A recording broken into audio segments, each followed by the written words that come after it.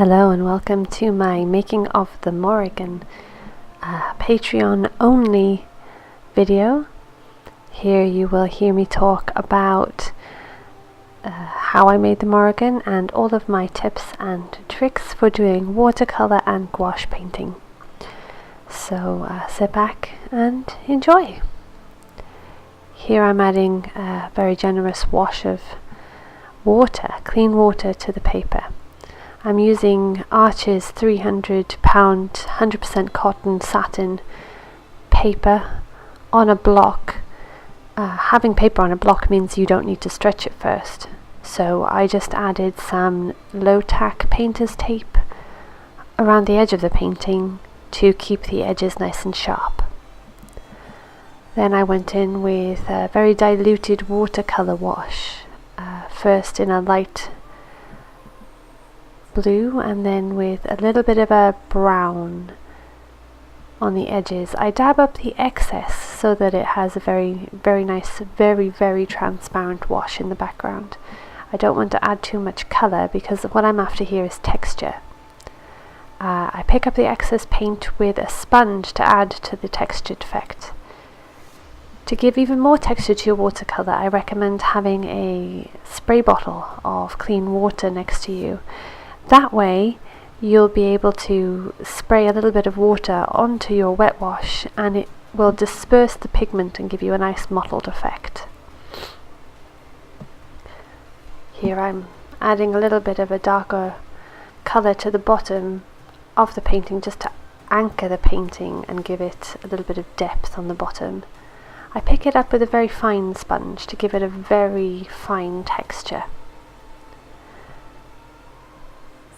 I'm using the Schminky Horham paints I got in a tin. They're very good. They use the same formula in their tubes as they do in their pans. So you can either buy it in a tube or a pan set and you'll get the same pigment every time. Here I'm using a round brush that I actually got a set from Ryman's, the British stationery shop. They're very cheap brushes. I think this set of brushes was £5 for 6 or 7 brushes, and they're excellent for watercolors. I mean, cheap brushes, they do wear down quicker, but actually I find the cheaper brushes to be a lot easier to handle in some regards than the more expensive brushes, because sable brushes take a lot of taking care of. Here I'm just spattering some actually Daniel Smith paint into a wet wash. This particular Daniel Smith paint, I think it's Serpentine Genuine. It actually separates into green and brown when you use a wet wash of it, which adds a wonderful texture to the painting. Then to add some trees in the background, I just add a really light wet wash of the same colour of the sky, but I use a little bit more pigment in the wash this time. And while it's still wet, I drop in some colour in the base just to give the impression of shadows underneath trees. Here I'm just doing the same wet wash technique with the basic colour for the inside of the cloak as I did with the rest of the background. I put down a very wet wash and then I just washed the colour right in. I always make sure to start off very light. The base colours are always very light washes. That way you build your watercolour up in layers, lots and lots of translucent layers. That way you can add lots of undercolours and have them still shine through in the final colour of the painting. So here I decided to use a Payne's Grey, actually, which is a very dark blue, as the base colour of her dress.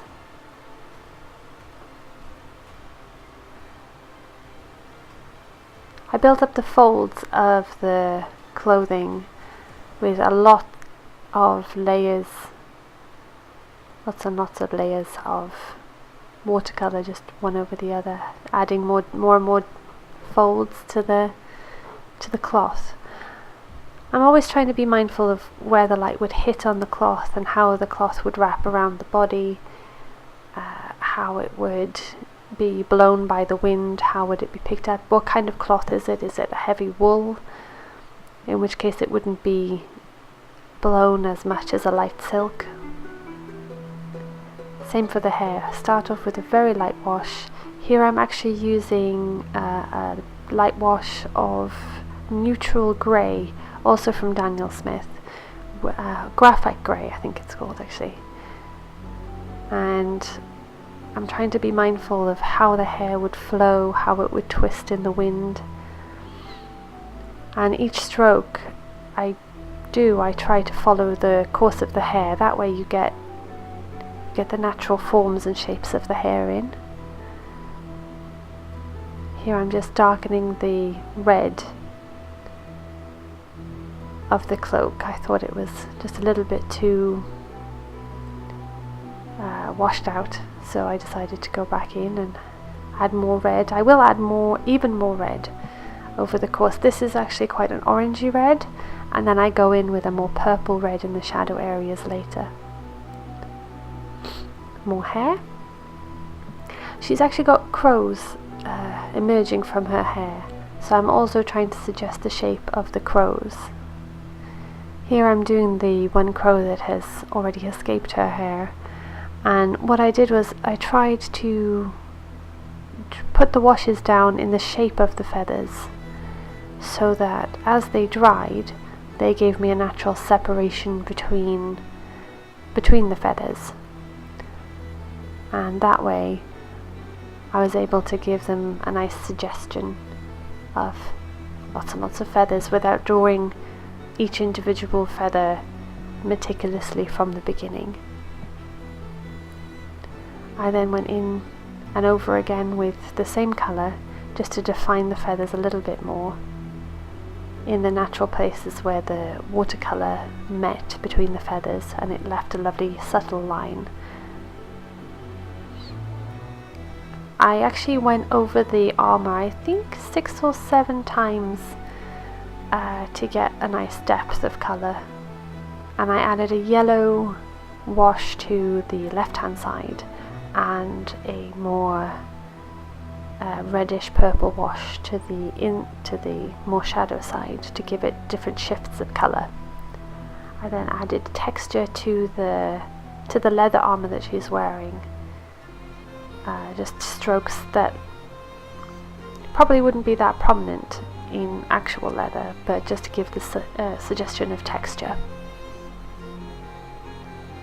Here I'm adding more of a bright cyan blue in a very pale wash over certain parts of the skirt, just to give it a colour shift.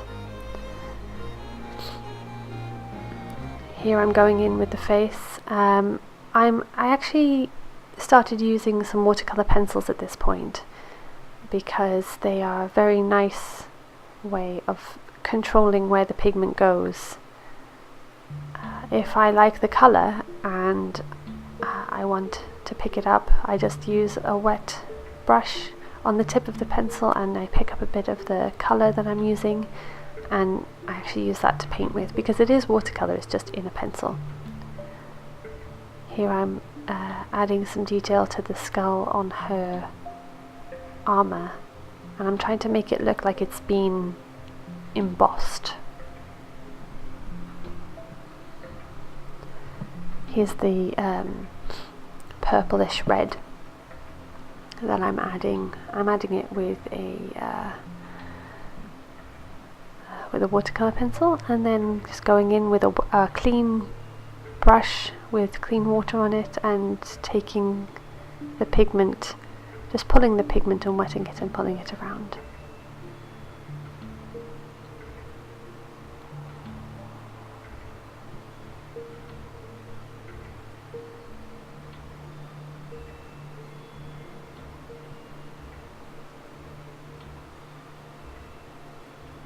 It's very nice to be able to use watercolour pencils to add pigment directly to the paper, as opposed to mixing it on a palette and then putting it down.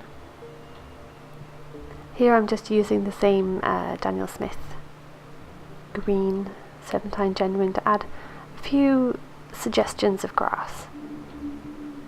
I don't want it to be overly grassy, so I didn't add a lot of grass texture, but I did add a few leaves here and there just to suggest that she was walking over the grass. And then I started to use some gouache, and gouache is actually an opaque watercolour, meaning that it always has white in it, so that it creates a very opaque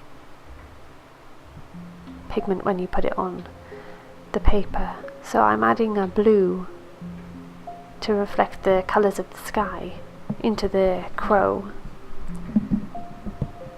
and then I'm going in with a white. The thing with gouache is the lights dry down and become duller, and the darks dry up and become lighter. Especially with the more water you use, the more the colour shifts with gouache. So you usually find that gouache, you have to go over it a few times if you want a vivid white, or if you want a vivid dark colour. You either have to use it white with a little bit of water and a lot of pigment to get a nice flat colour, or you have to build it up. Here I'm going in with a white gouache, and as you can see, the white looks pretty vibrant when you first put it down, but as you'll see in a second, it actually dries to be quite pale. Not pale, transparent, because I've added quite a lot of water to it, because I want it to look misty and ethereal rather than solid white. I want it to look like her sword is smoking or glowing with the souls of those she's just slain. Here I'm adding a little bit of a shadow to the base of the character, just to anchor her a little bit more on the page. Don't want her to look like she's floating above the ground, I want her to look like she's actually walking on it. And I've added some red. Red gouache is actually very, very vivid and very hard to pick up, which is why when I started to use the spatter, I wanted to spatter her cloak, but then I didn't want to get any spatter on the sword or the crow or the background, and I knew that if I did, it would be impossible to lift off, because red is one of those colours that is immediately staining and very, very hard to lift off. You really need to go in with a light hand with red gouache, because although it does dry down a shade or two, it doesn't actually shift as much as the other colours. Here I'm adding sword marks to her shield to make it look like she's been in battle. And then I started using the Fine Tech metallic watercolours.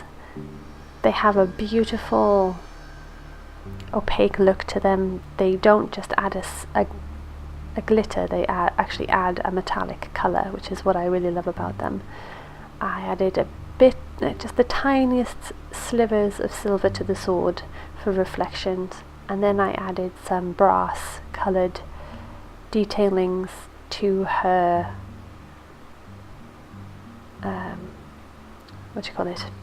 to her armour, to her belt buckle, and to the end of the belt, and I added some buckles to her braces. And here I am removing the tape. I find that on a cheaper cellulose based paper, the paper will always come up onto the tape, no matter what tape you use, unless you pull it off within an hour or so. And this paper had tape on it for a few days, almost a week, and it still came off perfectly fine.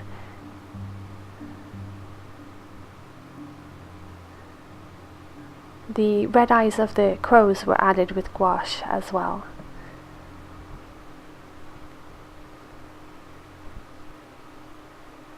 And there you have it, the Morrigan. I hope you enjoyed, and I hope to speak to you again soon.